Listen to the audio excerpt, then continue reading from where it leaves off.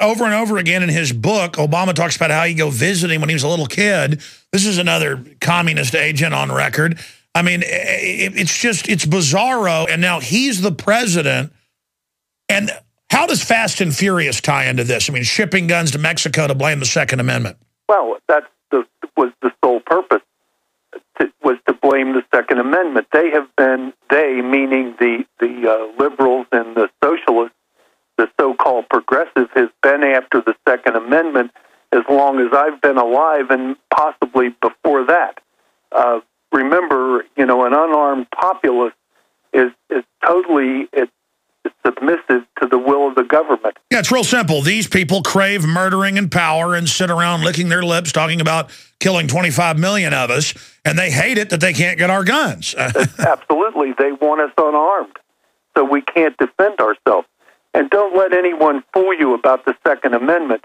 That was put into the Bill of Rights because of the fact that this country had just fought a revolution against the most powerful country in the world, and the Founding Fathers wanted to make sure that we had the ability to control the government rather than it controlling us. It has nothing to do with militia or fighting Indians or hunting, as the progressives like to tell us over and over again.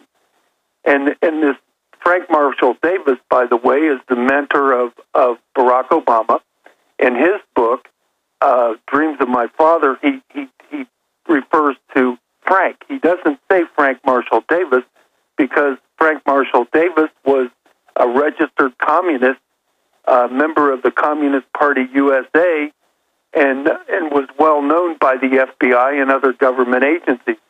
It was Trevor Loudon who figured out the connection between Frank Marshall Davis and Barack Obama. He was also a pornographer, and that's all covered in the film that we carry, Dreams of My Real Father, at InfoWarsShop.com. Now, I want to stop right there because you've got a lot of knowledge that you've accrued since then. You've spoken at the National Press Club, and have also tried to warn police and others about what's happening. But what is it? Because studying guerrilla warfare that the communists love so much and all write tomes to, whether it's Lenin or Mao or right through to Saul Alinsky, I mean, they're all obsessed with it.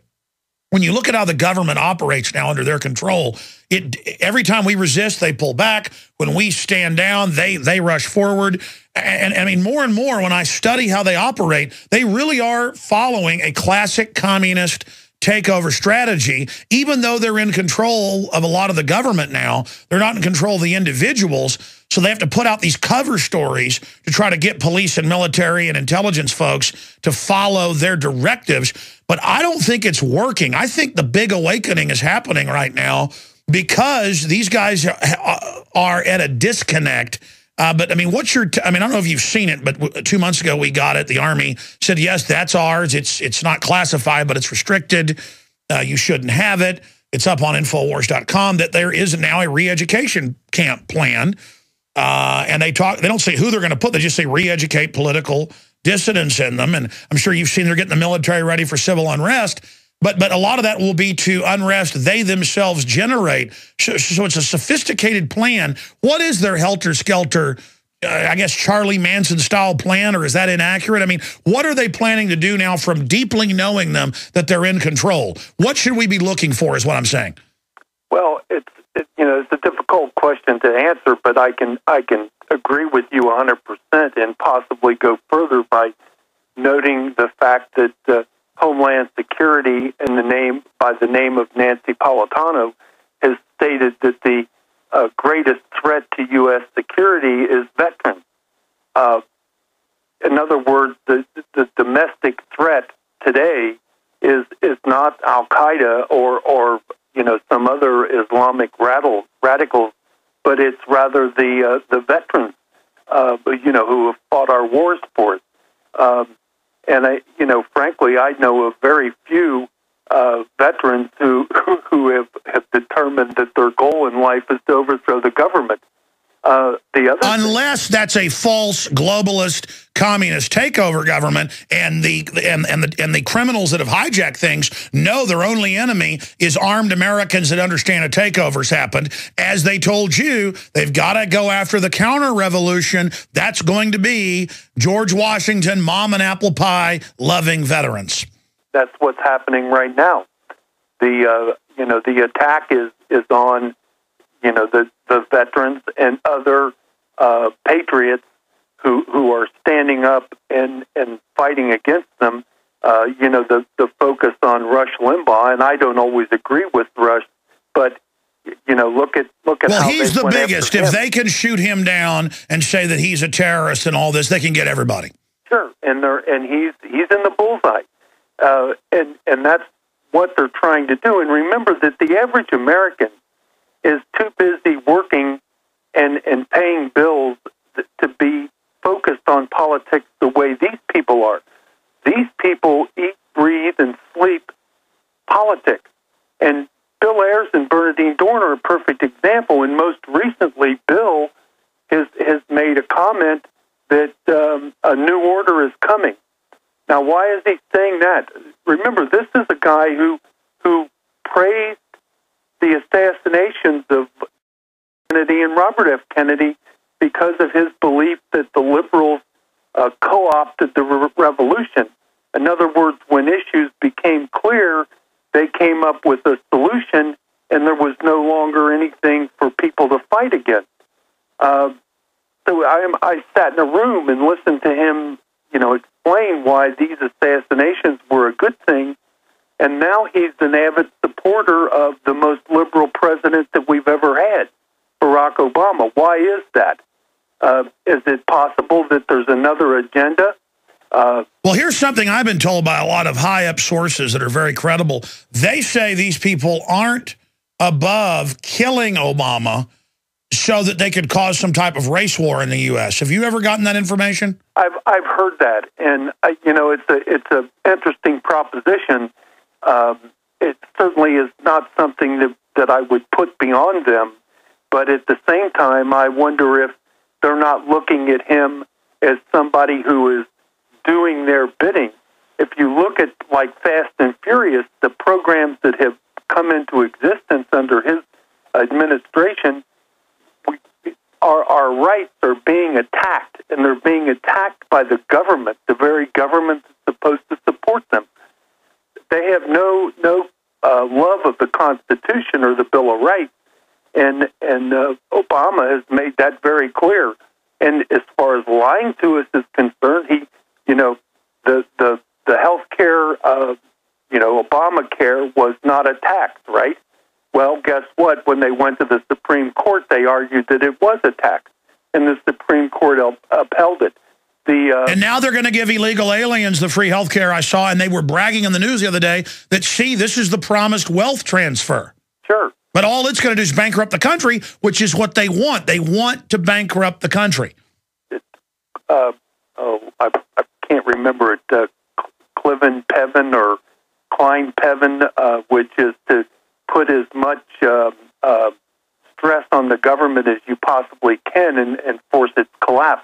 Look what's happening as far as local governments and state governments are concerned in regards to the pensions and things that they've promised to government workers, which they no longer are able to fund, and at the same time fund the current police force or fire department. And it's designed to make the public become exhausted as well. Just standard communist takeover doctrine. How do you square it with their funding, though? The big mega foundations and globalist kind of crony interest. I mean, certainly there's that connection. It's covered in the film None Dare Call It Conspiracy. Yes. Or the book None Dare Call It Conspiracy. I've thought about trying to make a film about this, so I had a Freudian slip there. But the point is that you also have these ultra-rich who want monopolies, who are anti-middle class, always funding communists. Any comments on that?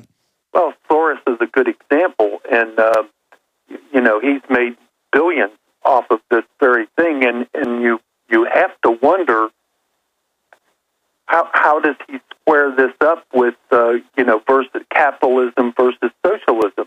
I guess he supposes that that his support of this revolution is going to put him in good stead with people like Bill Ayers and Barack Obama when they ultimately succeed.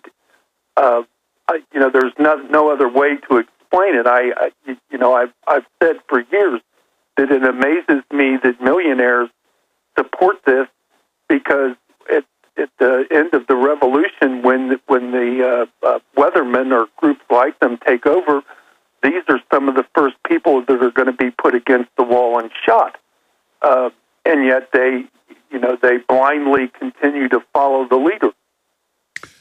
Well, the truth is they never let the revolution fully come into place, and they put oligarchs in charge who then are in control of it. So it's just organized crime masquerading as communist. I mean, I know you were around these people when they were young and they really believed it. But, I mean, so much of it is they just have an appetite to kill people and have power, and they hate the middle class, and they hate freedom. I want to come back and get your take on that. I mean, crystallize for us, who are these people? Because if they love Obama and help put him through school and he's their darling, who is Obama? What makes this filth tick? Hi, this is Alex Jones. Grathwohl, who helped infiltrate the Weathermen and also helped basically testify against them. That's a whole other story, as our guest.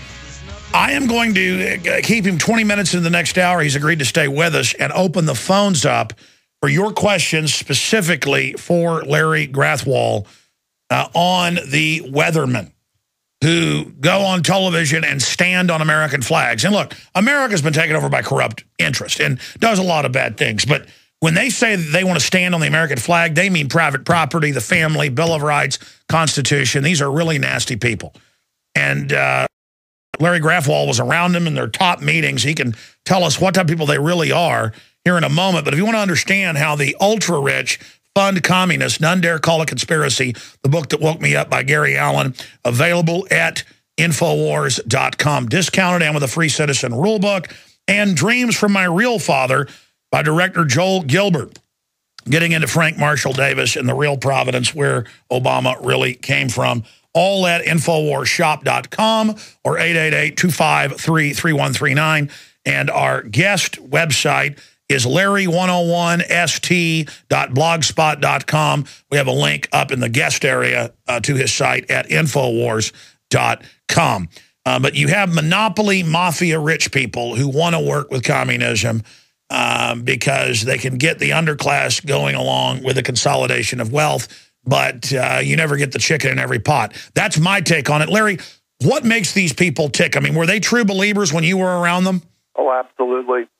And, I mean, at least as far as what they paid lip service to, I often questioned their individual motives, and from a psychological perspective. And by the way, I have a degree in psychology, so I'm somewhat qualified to do that. I didn't at the time, but the fact is that a lot of them are motivated for different reasons. I think Bill Ayers, as an example, is one of those people who lusts after power. He loved being in charge. He loved to be able to come into a room and have people become silent, waiting to listen to him and wait for his instructions, and to be able to order people to commit certain things, such as the bombings in Detroit. So, each one of them, I'm sure, had, their own individual motivations. But I think Ayers, more than others, was certainly motivated by a lust or a desire for power. And I think you see that in all of his life. He became a doctor of education. He was a professor at the University